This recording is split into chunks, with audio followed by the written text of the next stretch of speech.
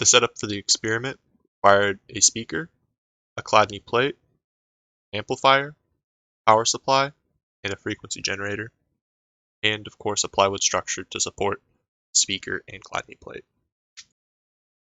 The power supply is going to be giving the amplifier power. The frequency generator is going to be producing a low voltage signal that is going to be passed on to the amplifier. The amplifier is going to be increasing the voltage of the signal, pass it on to the speaker. The speaker will then turn the high voltage signal into a mechanical wave using its diaphragm, onto which we've affixed a PVC pipe that is attached to the carriage bolt that is attached to the Chladni plate. Assuming that we have one of the frequencies that will generate a wave long enough to create a standing wave on the Chladni plate, the sand should move to where the nodes are in the wave and produce a pattern. The Chladni plate experiment can be demonstrated using this wave on a string simulation. This piston right here could represent the bolt up and down the center of the Chladni plate, whereas the string is going to be representing the Chladni plate itself. The wave will move from the center of the plate outward to the end of the plate, where it will act as a loose end, as if it's affixed to a pole, and reflect the wave back, causing wave interference. In certain harmonics, this is the third harmonic, there will be one node where a pattern will occur on the plate itself that will be visualized using sand.